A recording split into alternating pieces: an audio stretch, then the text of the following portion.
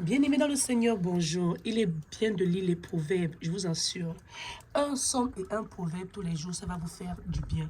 Méditez la parole de Dieu jour et nuit, comme on nous dit dans le psaume 1, ça va nous donner la joie de vivre et on va avoir la possibilité de produire nos fruits en notre propre saison. Alors je vais dire à une personne, ne sois pas jaloux d'une autre personne, attends ta propre saison, c'est ce que le psaume 1 nous dit. Alors je vais dire à une autre personne également, utilise ta Bible. Si tu n'as pas de Bible, achète la Bible. Alors, je viens faire ce programme parce que le Seigneur me met à cœur de parler ce premier dimanche. Parce qu'il y a des personnes qui ont la Bible et qui se disent, je ne sais pas la lire.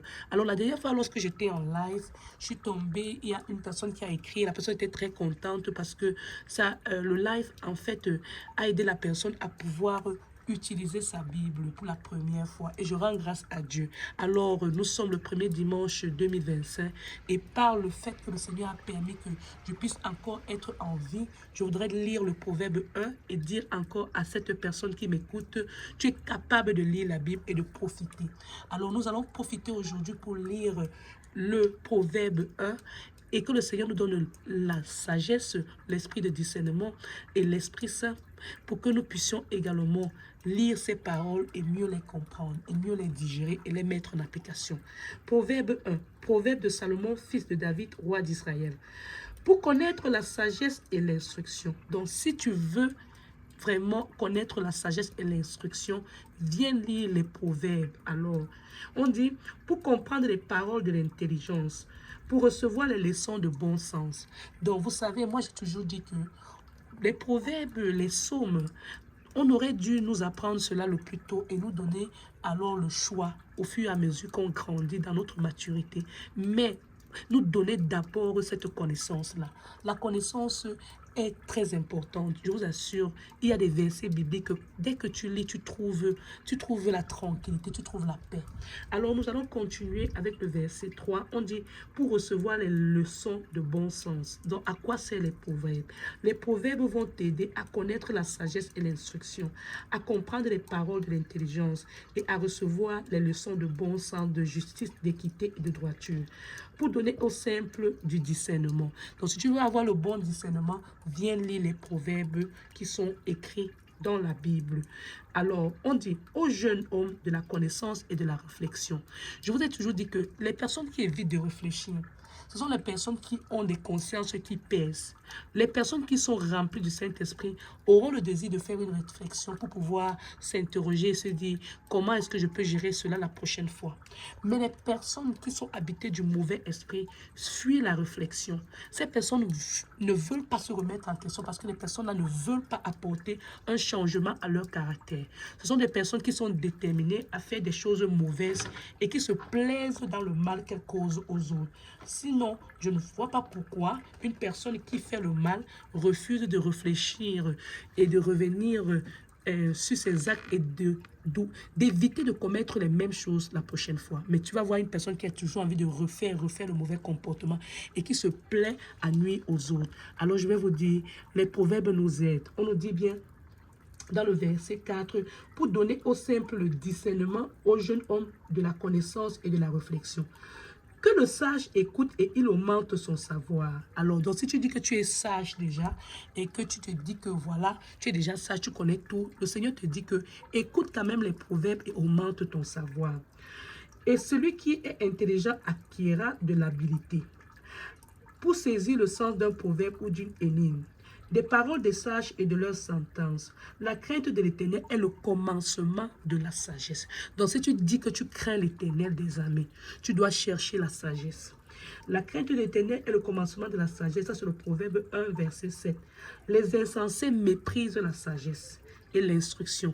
Donc les personnes qui sont insensées là, mais qui se disent rusées, parce que je vous ai dit, la sagesse appartient à Dieu, la ruse au diable. Donc, il faut savoir que les insensés méprisent la sagesse et l'instruction.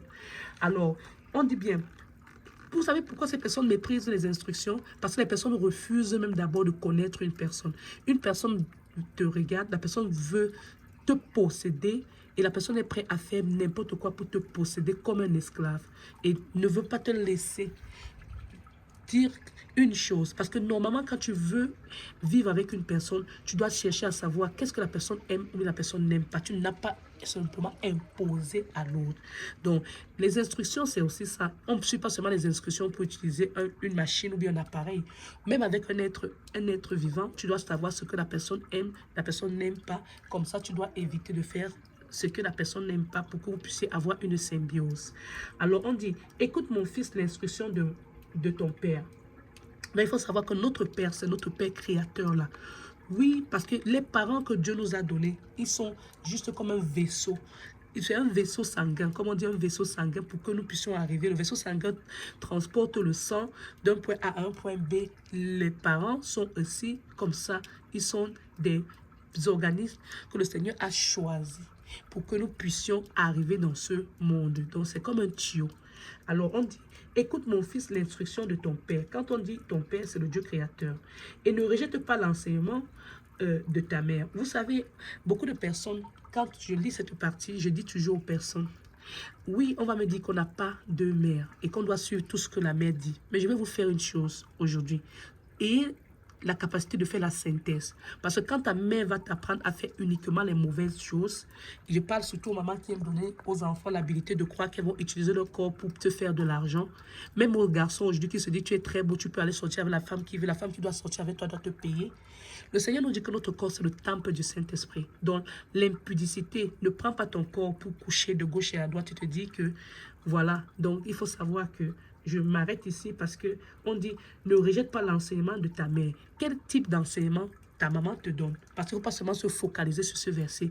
Quand tu vas lire Éphésiens chapitre 5, le Seigneur va nous dire que les parents doivent éduquer les enfants selon la voie du Seigneur. Est-ce que les voies que tes parents sont en train de te donner de suivre là, c'est ce qui relève des 10 commandements de Dieu? Alors, on dit, ne rejette pas l'enseignement de ta mère, car c'est une couronne de grâce pour ta tête et une parure pour ton cou. Mon fils, si des pécheurs veulent te séduire, ne te laisse pas gagner. On te dit bien, la séduction, si des pécheurs veulent te séduire, ça veut dire qu'il y a des personnes qui sont habiles à séduire les autres. Ne te laisse pas gagner. Donc, il ne faut pas te laisser gagner. S'ils disent, viens avec nous, dressons des embûches, versons du sang. Écoutez bien. Donc, voilà déjà, le premier proverbe nous dit que les personnes qui peuvent t'entraîner à verser du sang, tu dois t'éloigner. Donc, je vais dire, il y a des parents également qui ont des enfants et qui entraînent leurs enfants à faire des initiations où il faut verser du sang. Ça, vous allez voir, ces parents ne vont pas accepter la Bible.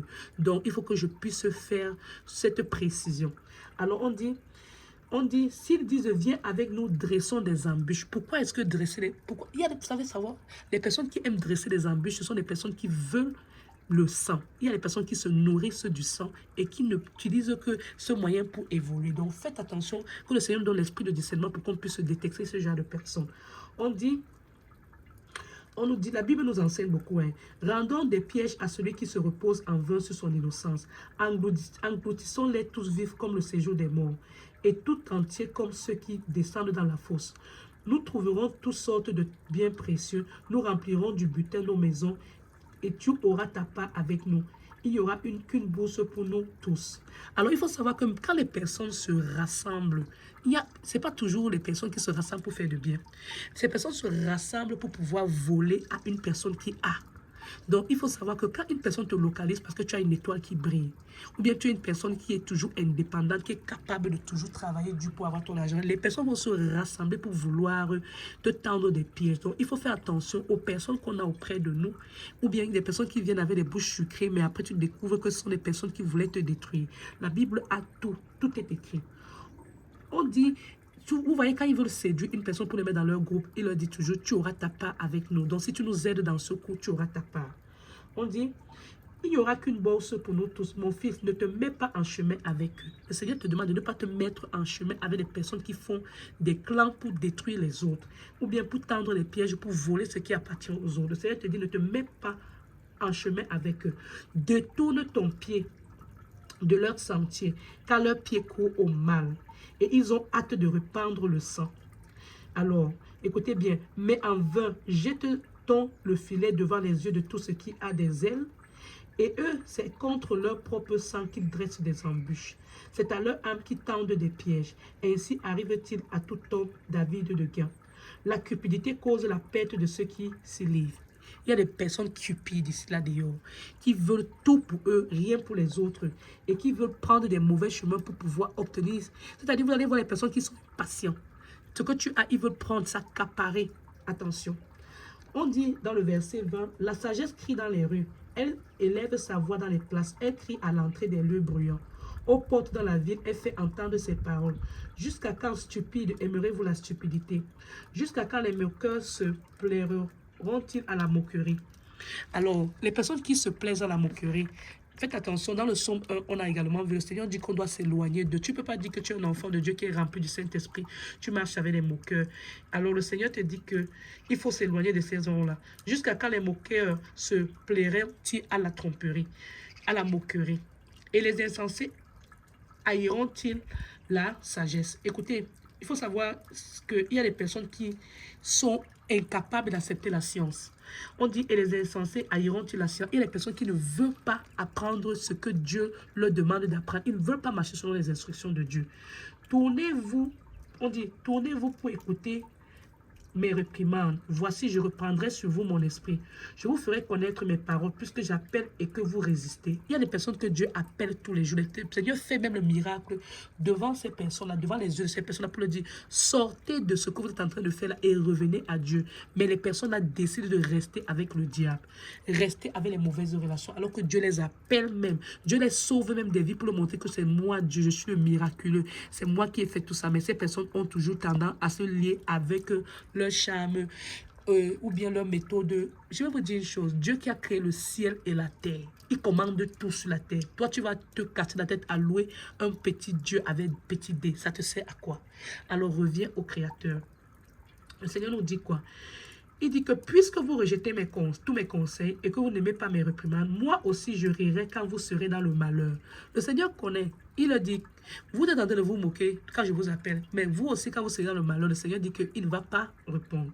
Il dit que je me moquerai quand la terreur vous saisira, quand la terreur vous saisira comme une tempête. Il dit bien, et que le malheur vous enveloppera comme un tourbillon.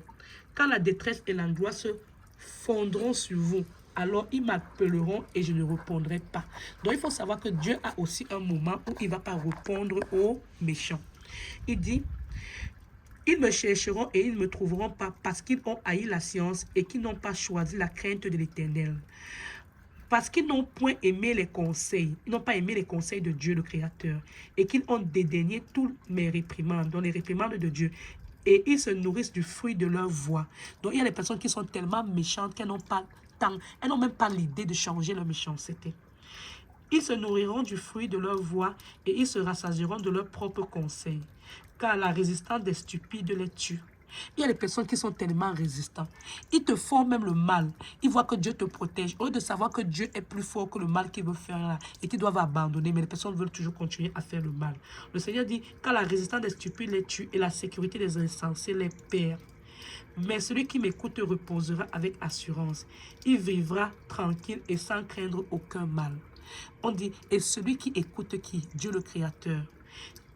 On dit, il vivra tranquille et sans craindre aucun mal. Donc, loue l'Éternel des armées aujourd'hui. Si tu es tombé sur cette vidéo, c'est le Proverbe 1. Acquiert la sagesse de Dieu.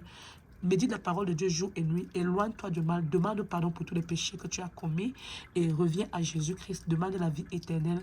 Appelle le Saint-Esprit de Dieu. Appelle le sang de Jésus-Christ que Jésus-Christ a versé sur la croix pour nous sauver.